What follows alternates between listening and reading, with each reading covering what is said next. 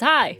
Today, I am going to be reacting to 12 Broken Pokemon Battle Mechanics, brackets, I'm Glad Are Dead by M&J TV. This is another video recommended to me by you guys in the comments of my last M&J react. So thank you guys so much. I actually love random wacky battle mechanics for Pokemon. Like, for example, did you know in Pokemon Fire Red Leaf Green, you can't miss in the lab until you use a status changing move? Yeah, now you know. Anyways, I'm gonna get to my I don't know, my react corner or something now, and we're gonna watch the video together. I'm actually really excited. I like watching these types of videos just because I like Pokemon. I like Pokemon, but also I find it easier to watch these types of like videos with you guys because I like learning more about what I already know about, I guess. In this case, Pokemon. Yeah, I like having already tidbits of knowledge and then learning more about that. So yeah, let's get started. Whee! Pokemon battle mechanics are complicated, but they're generally not ridiculous. Today, for this video, I've compiled a list of 12 ridiculous, unfair, and insane Pokemon battle mechanics that are no longer in the games. So we can look back on them with a nostalgic, whoa, what? Yikes! They're in no particular order, except I've saved the most ridiculous for last because it just fully broke everything. Many of these will be from Gen 1, but I'd like to start with a mechanic that persisted long past that. Gen 1 is always like the wacky one. It's like how you can like trap a Pokemon forever, unable to do things if you use, I think it was Wrap? I think Wrap was what they would use. If you just outspeed and Wrap, they just can't move forever. There's like a lot of like random things from Gen 1. It's like Crit was also based on speed, I believe. God, there's so many more that I just can't think about right now.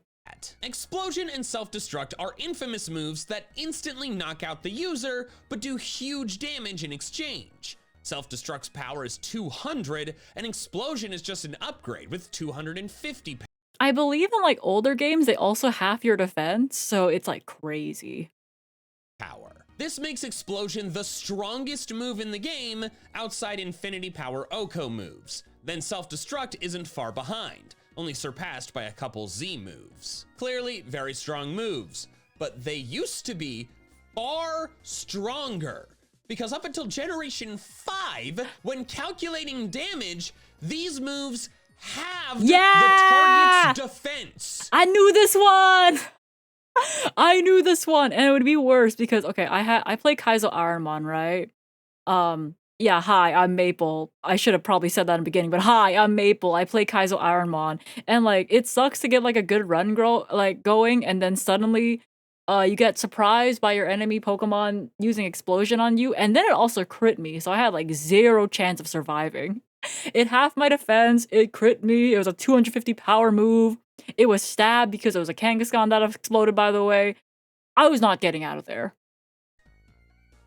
What? Yeah! Why? In Gen 1, self-destruct was only 130 power and explosion was only 170, but because of this defense halving, their effective powers were actually 260 and 340. Yeah, so that means when explosion became a 250 power move, it was actually a 500 power move. But when they were buffed to their current powers in Gen 2, the defense having effect remained, making them effectively 400 and 500 power. It's absolutely unhinged. Very few Pokemon could survive that. My best guess for why they did this is that they felt like, oh, nothing should survive, you know, a bomb, which I don't agree with, since I don't think any move should be this strong without a ton of setup or a very large chance to fail. But even if we're cool with the power, why not just make the displayed power of the moves 400 and 500? Yeah, but like, could you imagine, like, I don't know, poor Graveler's trying his best to like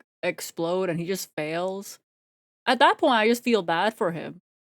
Why have this deceptive hidden mechanic that tricks people into thinking the moves are weaker than they are? It's not an issue anymore since, like I said, they fixed this in Gen 5, but when playing the games before that, just be wary of the bomb moves. Or load up on revives and exploit them.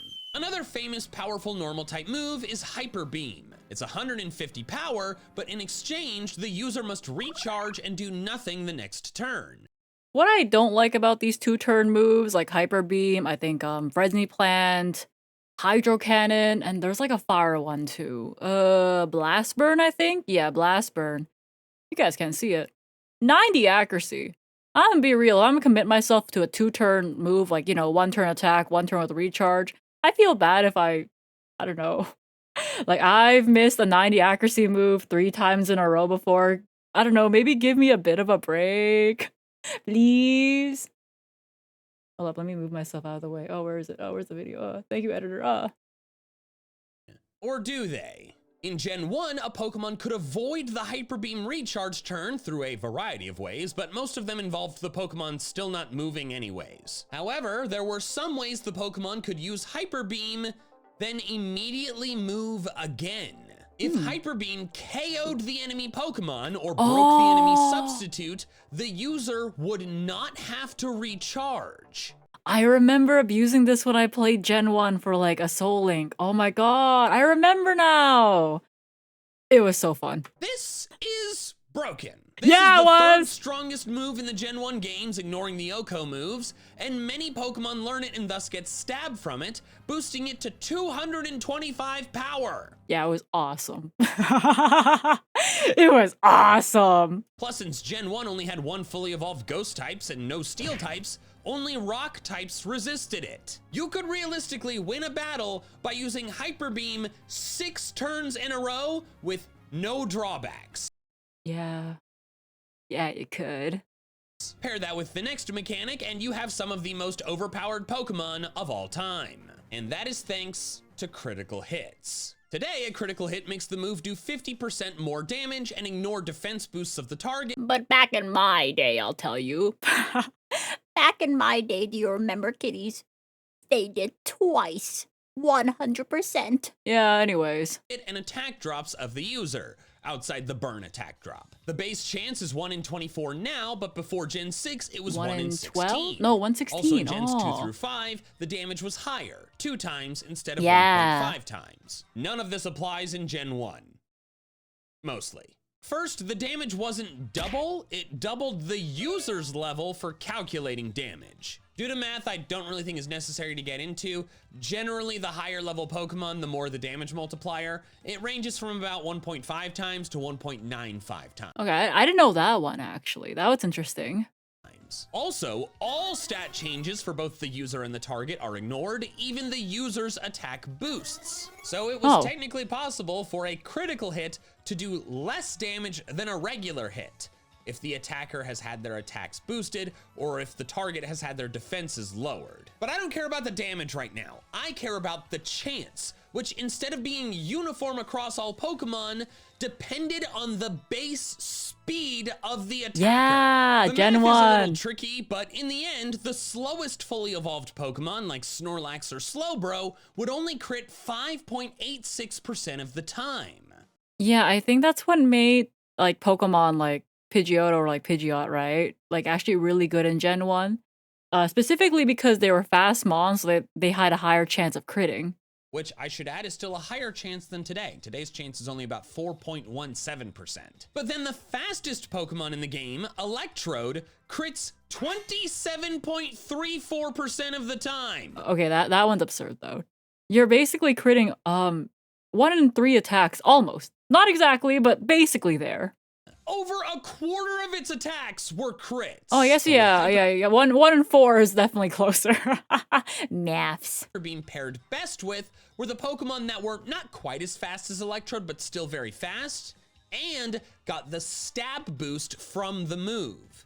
That being Persian and Tauros. Both crit around 21 to 22% of the time, and with Hyper Beam being a physical move they get stabbed from, you can critical hit, no recharge Hyper Beam your way to an easy victory. An unfair one, but a smooth one. Let's shift gears from attack-focused entries and talk about status conditions. Today, 5 types have straightforward status condition immunities. Poison and Steel-type Pokemon cannot be poisoned, Fire-type Pokemon cannot be burned, Ice-type Pokemon cannot be frozen, and Electric-type Pokemon cannot be paralyzed. The only exceptions to this are when that Pokemon's type changes, or if the Poison or Steel type is poisoned by a Pokemon with the ability Corrosion. In the past, there were some small exceptions to this. In Gen 2 only, Tri-Attack could burn fire types and freeze ice types. Also in Gen 2 only, Twin Needle, a bug type move, could poison steel types because it could actually damage them, unlike poison type attacks. However, this entry is about a huge exception. Until Generation 6, electric type Pokemon were not immune to paralysis. Yeah. In fact, they were only immune to it from damage dealing electric type moves. Sounds specific. So you can like Thunder Wave them, Stun Spore them, all that shit. Right? It is. This only protected electric types from paralysis from moves like Thunderbolt, where they damage with a chance to paralyze. If the move is damaging but not electric type, like Lick or Body Slam, paralysis could happen. If the move is electric type but not damaging, like Thunder Wave, paralysis could happen. If the move is neither electric type nor damaging, like Stun Spore or Glare, paralysis could happen. And if it's not a move at all, like the abilities Static, Affect, Spore, or Synchronize, paralysis could happen. And you want to know the meanest part? This only applied in Gen 1. From Gens 2 through 5, electric type Pokemon can be paralyzed through any method. They had one measly, super specific immunity, and they didn't even get to keep that. And what's so insane to me is that they did this despite doing something completely different for Fire with Burn and Ice with Freeze. Ice, Electric, Fire is an established trio. Freeze, Paralysis, Burn, Articuno, Zapdos, Moltres, Ice Beam, Thunderbolt, and Flamethrower, which are identical moves except for type and status caused. Tri-Attack is famously these three types together. And in Gen 3, Fire and Ice became immune to their statuses from that specific move, yet you could still paralyze an electric type with Tri-Attack until Gen 6. I will never understand why it took them so long to put electric on the same playing field as Fire and Ice. Damn, they hate Pikachu. It's really weird that it took them so many generations. Also, one more paralysis fact that I didn't think warranted a full entry, but I wanted to mention. In Gen 1, normal type Pokemon were immune to paralysis from Body Slam, which meant in Gen 1, you could paralyze an electric type with Body Slam, but not a normal type. This next status-related weird mechanic was thankfully killed after Gen 1, and it had to do with Freeze. Freeze is infamous Oh my god. Getting frozen in Gen 1 is basically a death sentence. I had that during my Soul Link.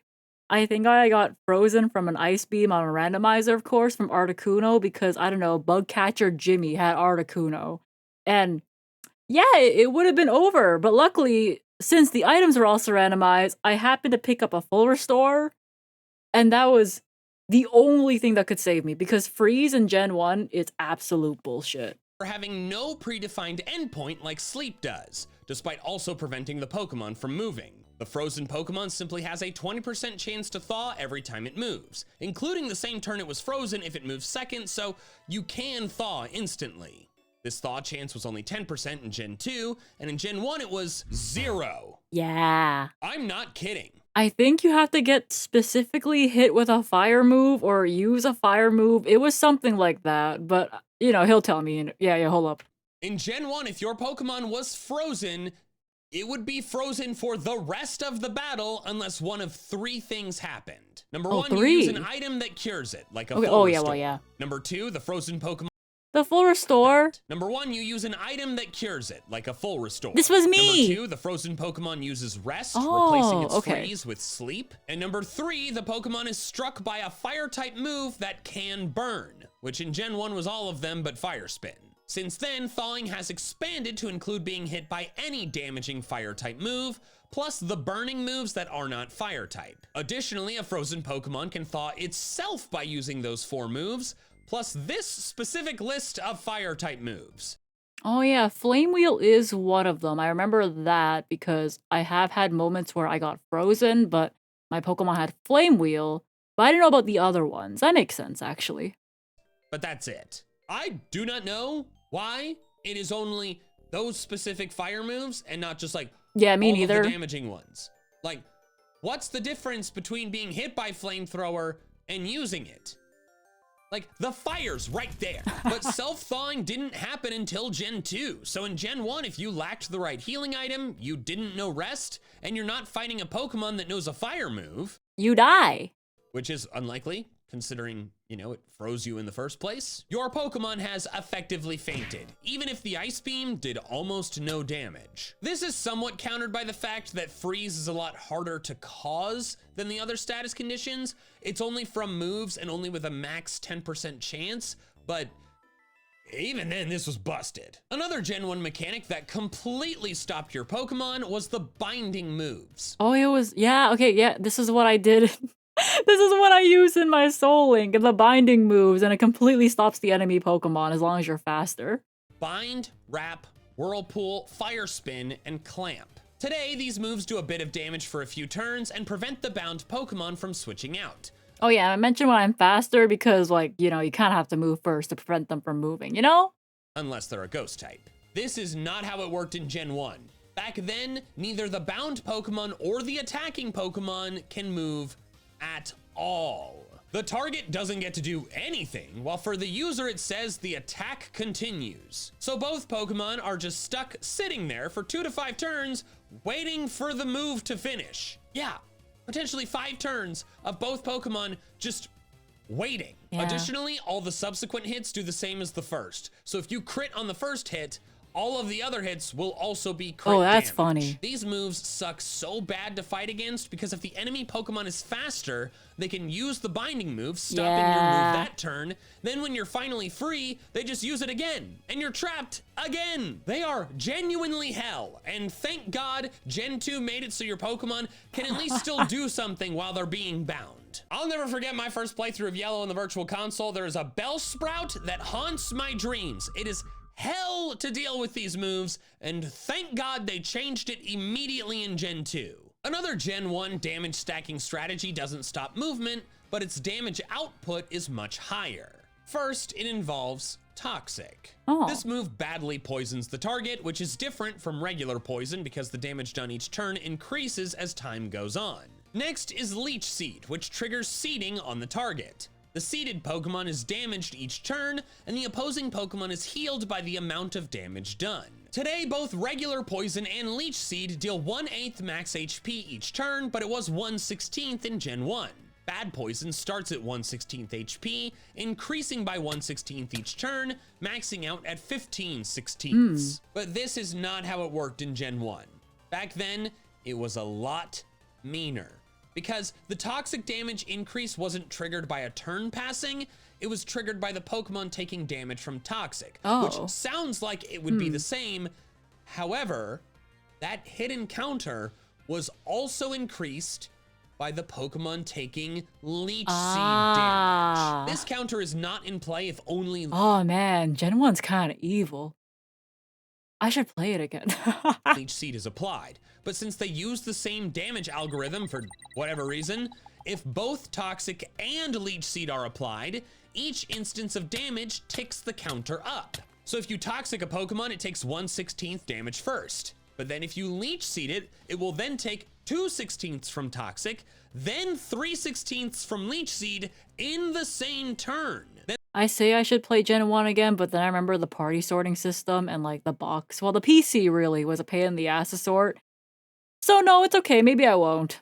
in the next turn, 4/16 from toxic, 5/16 from leech seed, and so on and so on. Both will cap at 15/16 damage, but you're not gonna get that far. By turn 5, one of them's doing 8 and the other one's doing 9, and that's 17/16 in one turn. If you can't heal, it's impossible to survive. Gen 2 promptly removed Toxic's interaction with other kinds of recurring damage. And thank God, because if you had a toxic leech seed Pokemon that was bulky enough, you can't lose if you're not fighting a grass or poison type that's immune to one or the other. Because as the leech seed damage increases, so does your healing. It's so busted. Like everything in Gen 1, that game is held together by masking tape and chewing gum. This next entry is also about Toxic, but weirdly enough, it's actually something that did not start until Gen 6, which makes it the most recent mechanic in this video. Beginning in Gen 6, Poison-type Pokemon were buffed so that when they use Toxic, it cannot ever miss, even if the target is in the middle of digging or flying. However, this accuracy bypassing effect lasts for the Pokemon's entire turn. So if they use another move in the same turn, that move will also never miss. Now, I know what you're thinking. How could a Pokemon possibly use 2 moves in the same turn? Well, there are a few very specific ways. First, the ability Magic Bounce, which deflects status moves back onto the Pokemon that used them, technically causes the Pokemon to use the move they're bouncing back. But no Magic Bounce Pokemon are poison type, so you'd have to do some type changing shenanigans to make this work. Dancer is another ability that causes the Pokemon to use the move the opponent just did, but again, no poison types. The easiest way to make this happen is by using Instruct, Orangaru's signature move, which makes the target use the same move it most recently did. So turn 1, Orangaru does whatever, and the poison type uses Toxic, succeed or fail. The next turn, Orangaru uses Instruct on the poison type, making it use Toxic again. And then in that same turn, the poison type uses the move it just clicked, such as Horn Drill, which thus cannot miss unless the target is immune to it. This could happen in Gen 6, Gen 7, and a little bit of Gen 8. It was in Sword and Shield, but then they patched it about a year after the game's release. And if that makes you say, oh, hey, wait, then that's a glitch. You shouldn't be talking about glitches, only intentional decisions. My response to you would be, no, please be wrong. If I can't talk about glitches, I can't talk about like most of Gen 1, and then I would not have a video. This next entry has to do with one of— Yeah, Gen 1 glitches are always, well, I guess, intentional. Intentional masking tape and glue is always really fun to look back at, because now when you know and play Gen 1 just for funsies, you get to abuse these mechanics. the most unhinged choices the developers ever made. It led to a bad, non-legendary Pokemon being banned in the official competitive circuit. This is about Chatot and Chatter. Yeah. Chatter's signature move, a flying type special move that used to be 60 power, now 65. But it also had a chance to confuse based on how loud you yell. Yeah. This sounds like a joke, and it's not. In the Gen 4 games, Chatter could be used outside of battle, and it would allow you to record a voice line into the DS's microphone. This audio file would then play instead of Chatot's normal cry, since Chatot is a parrot mimicking sounds. Subscribe! Chatot learned a new saying! Oh. With no audio recording, Chatter would confuse only 1% of the time. With a quiet recording, the chance is still 1%, but then medium volume is 11%, and loud volume is 31%. 31% chance of confusion is actually huge. Because even like, let me try to remember. No, extrasensory has a chance of flinching, but I still feel like that's like 10%. I think confusion has like, well, maybe confusion's like 10% also. I feel like it's kind of low. You know what? I'm gonna say 10%. Fuck it. It's already insane that how loud you screamed into a DS microphone could affect how good a move was, but it gets even more insane when you take a step back and realize, oh, people can yell whatever they want. Yeah. Which, as you might imagine, opens the door for people making a Pokemon say some things that Big Pikachu doesn't want playing as audio in their games. Such as, bring back the National Dex, Typhlosion is innocent, Flannery's hot, pain.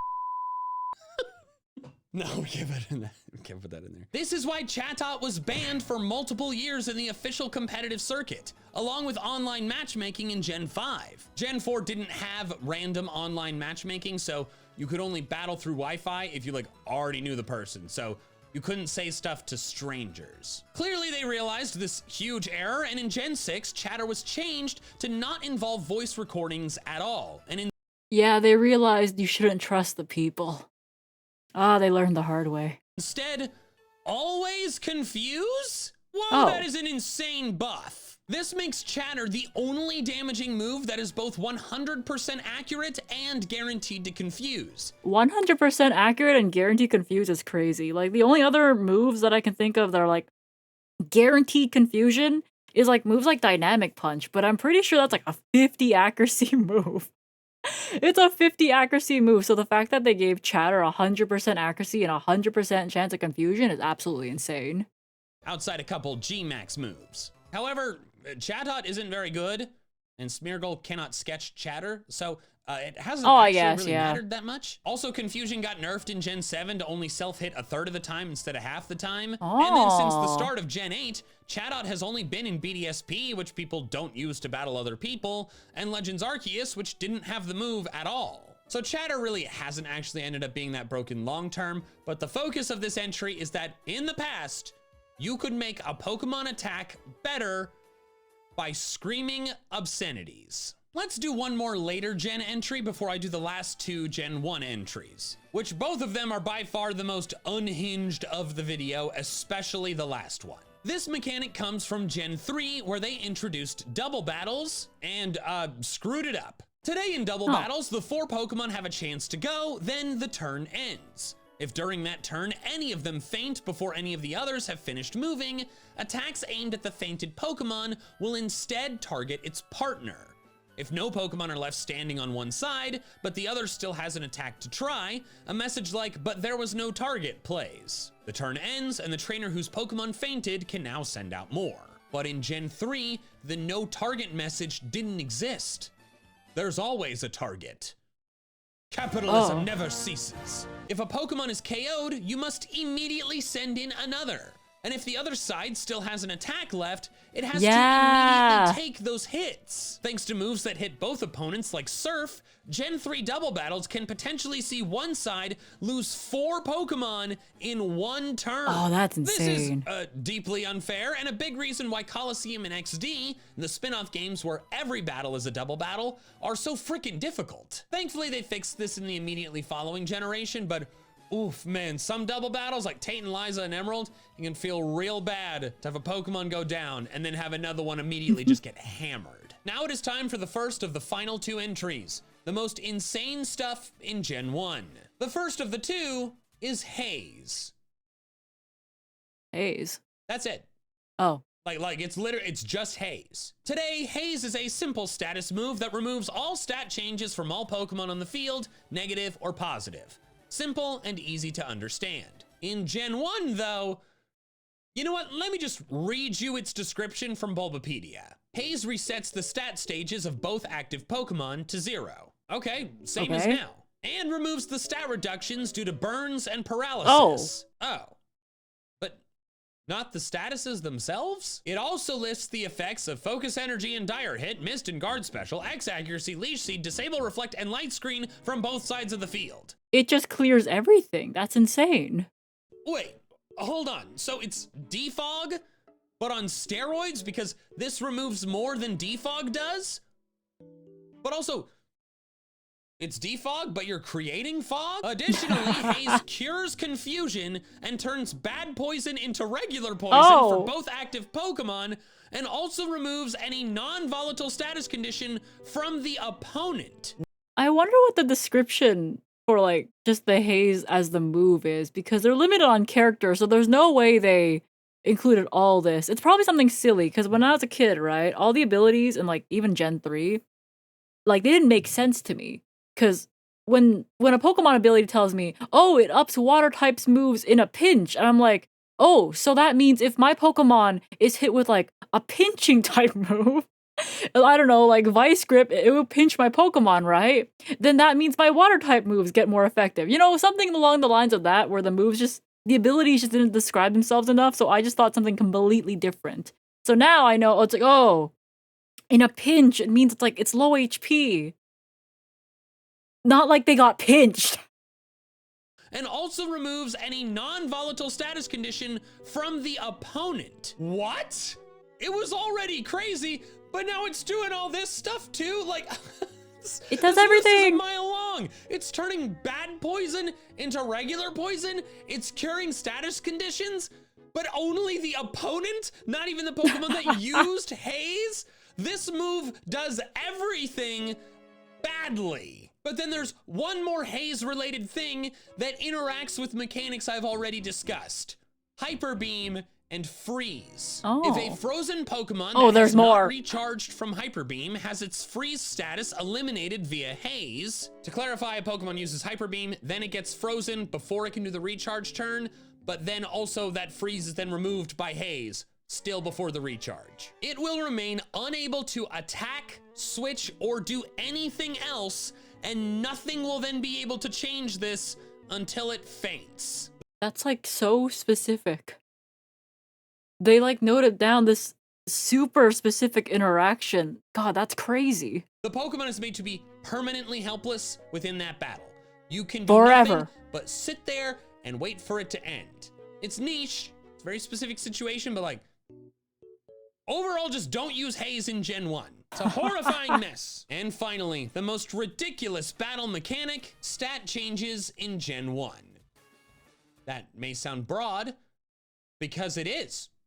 It was all broken. This central game mechanic was complete and utter chaos. First, I have to explain badge stat boosts. In the first 3 generations, earning gym badges would provide all of your Pokemon with a permanent stat Badge boost boost. for internal battles. In Gens 1 and 2, it was 12.5%, then 10% in Gen 3.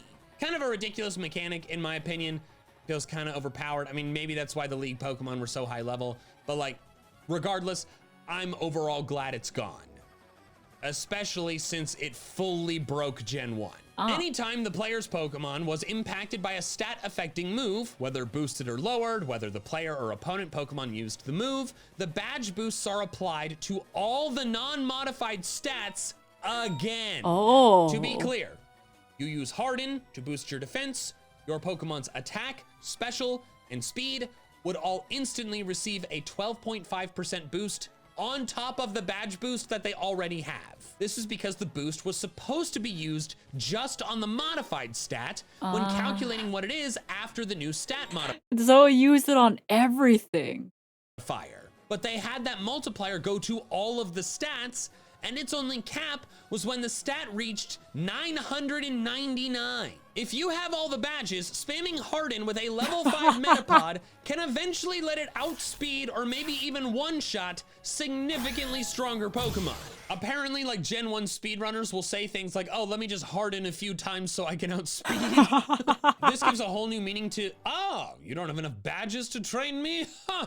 Oh, wait, you do? Oh my God, I respect you so much. I'm gonna become a horrifying embodiment of compounding interest. And this isn't even the only issue. When a Pokemon successfully uses a stat modifying move, whether on itself or the enemy, if the other Pokemon is burned or paralyzed, the stat drops from those conditions, having attack for burn or quartering speed for paralysis, are applied again. So if you sit there spamming growth against a burned or paralyzed opponent, not only are you badge boosting your way to being stupidly overpowered, but you're also decimating the enemy Pokemon's attack or speed, at least until you get them down to a value of literally 1. Total anarchy. Gen 1 was already like this, but the fact that this applies with every stat modifying move in the game is just like, it just truly demonstrates if you want to play Kanto, maybe play one of the newer games. Unless, of course, you crave that chaos. Thanks. Man, I love Gen 1 for like these types of random facts. Like, oh yeah, by the way, if you just sit there stat boosting against a Pidgey, eventually you'll be faster because haha, bro is paralyzed. But I don't know if I want to go through the PC sorting system. You know, I love the chaos, but the PC. The fact that this applies with every stat modifying move in the game is just like, it just truly demonstrates if you want to play Kanto, maybe play one of the newer games. Unless, of course, you crave that chaos. Thanks so much for watching. If you want to watch another video diving into Pokemon's past, dive into your own Pokemon past by checking out 12 dumb mistakes you made in Pokemon. I watched that one.